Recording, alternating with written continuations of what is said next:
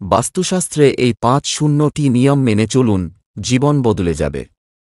নমস্কার বন্ধুগণ, আজকের এই ভিডিওটিতে আমি আপনাদেরকে বাস্তুশাস্ত্রের এমন কিছু নিয়মের কথা বলব যেগুলি আপনারা যদি মেনে চলেন তাহলে আপনাদের জীবন সুখ সমৃদ্ধিতে ভরে উঠবে। তাই আজকের এই ভিডিওটি অবশ্যই শেষ পর্যন্ত দেখবেন এবং কমেন্টে জয় শ্রীরাম, জয় শ্রীকৃষ্ণ, হর হর মহাদেব অবশ্যই লিখবেন। ১. ডাইনিং টেবিল কখনই প্রধান দরজার সামনে অর্থাৎ মুখোমুখি হওয়া ঠিক নয়।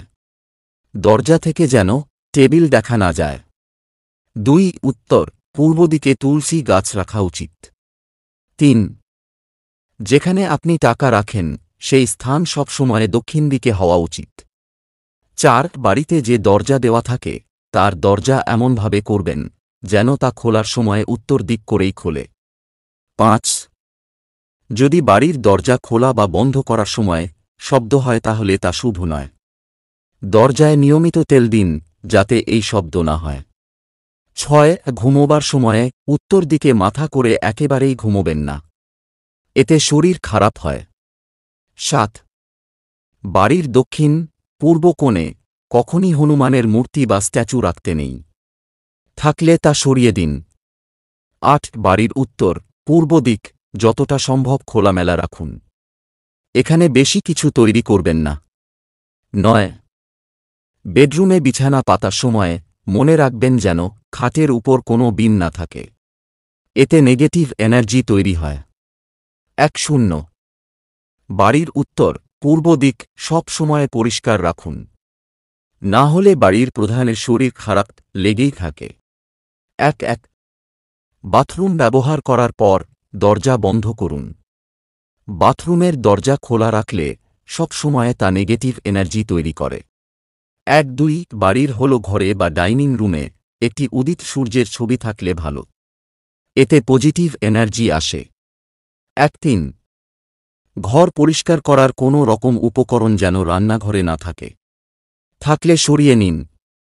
১-৪ রান্নাঘরে আয়না থাকা শুভ মানা হয় না, এতে নেগেটিভ এনার্জি বৃদ্ধি পায়, তাই যদি আয়না থাকে তাহলে এটিকে সরিয়ে নিন। ১-৫ টেলিফোন রাখতে হলে তা রাখতে হবে ঘরের উত্তর, পশ্চিম বা দক্ষিণ পূর্ব দিকে, কিন্তু কখনই তা উত্তর বা দক্ষিণ পশ্চিম দিকে রাখা ঠিক হবে না। ১-৬ বাড়িতে পুজোর স্থান আর বাথরুম কাছাকাছি হওয়া উচিত নয়, এতে আপনার অমঙ্গল হতে পারে। ১-৭ সন্ধেবেলা বাড়িতে ধূপকাঠি দেখান, এটি শুভ হিসেবে ধরা হয়। ১-৮ ঠাকুর পুজো করার সময় আপনার মুখ যেন উত্তর পূর্ব দিক করে থাকে। ১-৯ ঘরের উত্তর দিকে অ্যাকোয়ারিয়াম রাখা উচিত, তাতে ৯টি গোল্ডফিশ আর একটি কালো গোল্ডফিশ রাখুন, এতে শুভ হবে। ২-০ বেডরুমে কোনো জলাধার, তার ছবি বা প্ল্যান্ট রাখবেন না, থাকলে তা সরিয়ে দিন। ২-১ টিভি রাখুন সবসময় ডাইনিং রুমে, আর তা রাখতে হবে দক্ষিণ পূর্ব দিক করে। ২-২ দরজার কাছে আলো কম হওয়া ঠিক নয়, দরজার কাছে সব সময় বেশি ওয়াটের আলো রাখুন। ২-৩ ঘরে টাকার যোগান পর্যাপ্ত রাখতে উত্তর দিকে একটি পাত্রে নুন রাখুন, এই নুন সময়ে সময়ে পরিবর্তন করুন। ২-৪ বিছানা দক্ষিণ পশ্চিম দিক করে রাখুন, কখনই উত্তর বা পূর্ব দিক করে রাখতে নেই। ২-৫ আপনাদের বিয়ের ছবি ঘরের উত্তর দিকে রাখুন। ২-৬ আপনার কাজের দক্ষতা বাড়ানোর জন্য রাতে ঘুমোবার সময় একটি তামার পাত্রে জল নিয়ে আপনার পাশে রাখুন, এতে পজিটিভ এনার্জি পাবেন। ২-৭ ক্যালেন্ডার পূর্ব দিক করে রাখুন, এতে পজিটিভ এনার্জি পাবেন সারা বছর।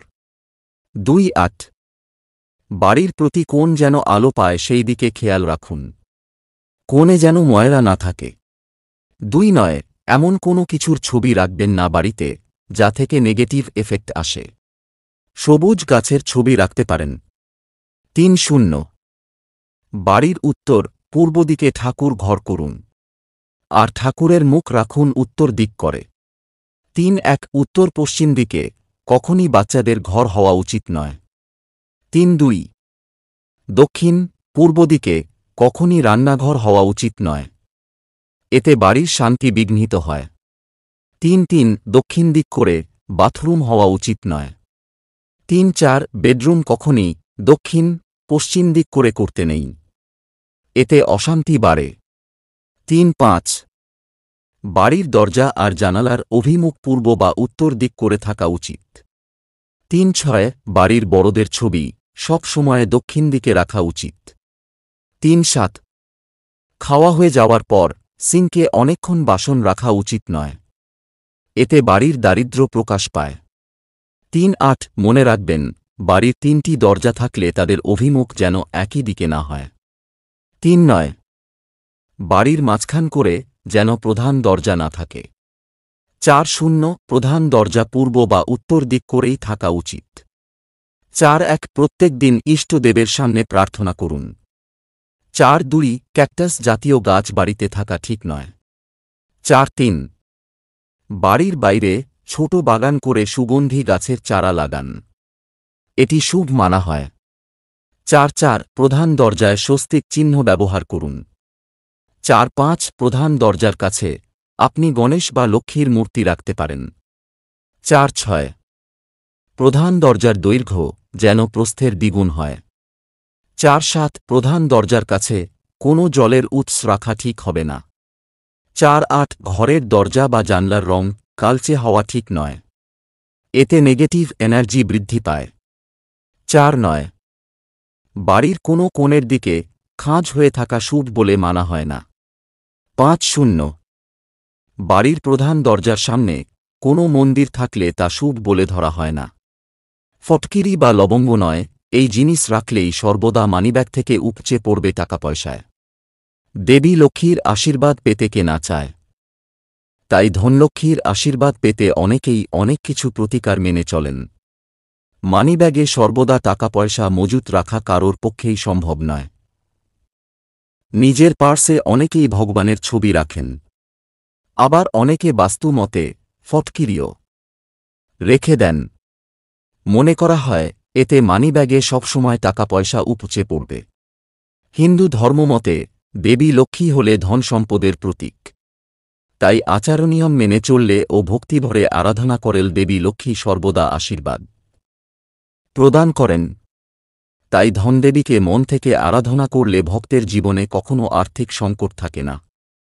দেবী লক্ষ্মীর আশীর্বাদ পেতে কে না চায়, তাই ধনলক্ষ্মীর আশীর্বাদ পেতে অনেকেই অনেক কিছু প্রতিকার মেনে চলেন। মানিব্যাগে সর্বদা টাকা পয়সা মজুত রাখা কারোর পক্ষেই সম্ভব নয়।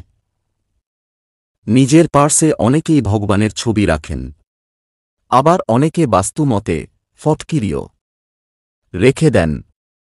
মনে করা হয় এতে মানিব্যাগে সবসময় টাকা পয়সা উপচে পড়বে। তবে বাস্তুনিয়ম অনুসারে পার্সে সবসময় টাকা পয়সা রাখার জন্য ফটকিরি, লবঙ্গ বা ভগবানের ছবির পাশাপাশি আরও একটি জিনিস রাখতে পারেন। তাতে লক্ষ্মীর আশীর্বাদ বজায় থাকবে, পরিশ্রমের প্রাপ্য বিফলে যাবে না। চিনির মিছরির বেশ কিছু প্রতিকার মেনে চললে মানিব্যাগে থাকবে হাজার হাজার টাকা।